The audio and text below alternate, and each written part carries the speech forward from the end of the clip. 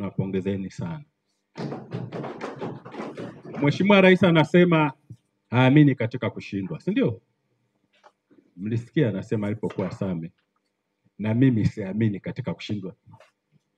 Anajua hapa mkurugenzi, tulikuwa nasema tunafanya nini? Tunapindua meza. Tulianza msemo kule kusema tutapindua, na tukapindua kweli. Kwenye hoja za kwenye randama bungeni tulivyokuwa ours were the best.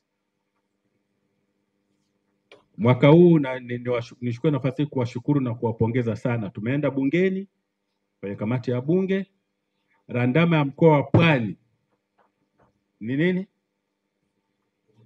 The best. Mikoa mingine wameambiwa wapewe na mikoa mnawapelekea. It is possible, inawezekana.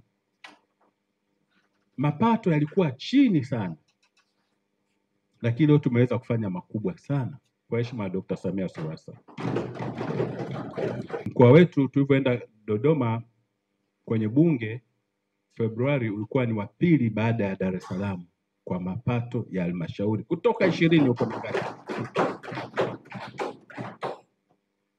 Kwa hiyo kwa mapato tunafanya vizuri, kwa TRA tunafanya vizuri, kwa miradi tunafanya vizuri sana. Kwa mimi niseme ninawapongeza sababu mpaka sasa hivi tuko 17% zaidi ya target. Tuna 117 na hatujafika mwisho wa mwaka. Naamini hata nyewe mtafika 100. Yeah. Sasa hii ndio pwani ya Dr. Samia Suluhu Hassan. Uandikishaji serikali za mitaa tulikuwa namba 1, kwenye kura tulikuwa namba 3. Lishe tulikuwa namba 1. Mazingira tulikuwa namba 1. Tunachukua vitu vingi.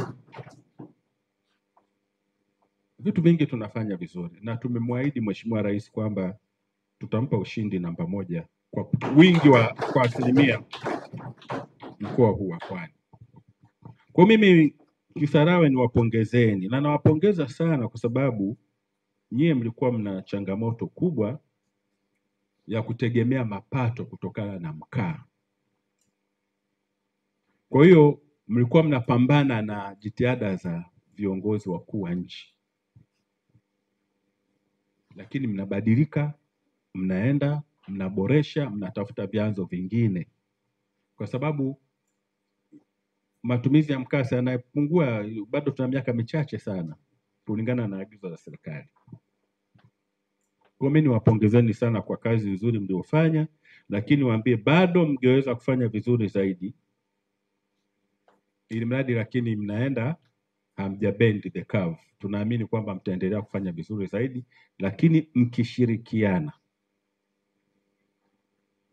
Mheshimiwa Rais ana 4R. Ana reconciliation, resilience, reform and rebuild. Zitumieni. Yana mambo madogo madogo kila sehemu yakosekani. Na nikasema niwaambie leo sina shida na yoyote miongoni mwenu.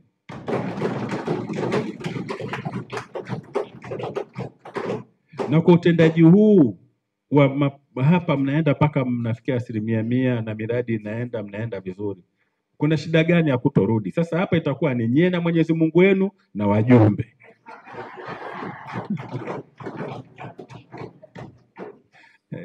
Lakini mwenyekiti, si ilani imetekelezwa?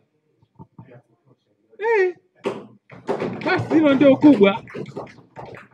Kutekeleza ilani, hilo ndio jambo la msingi.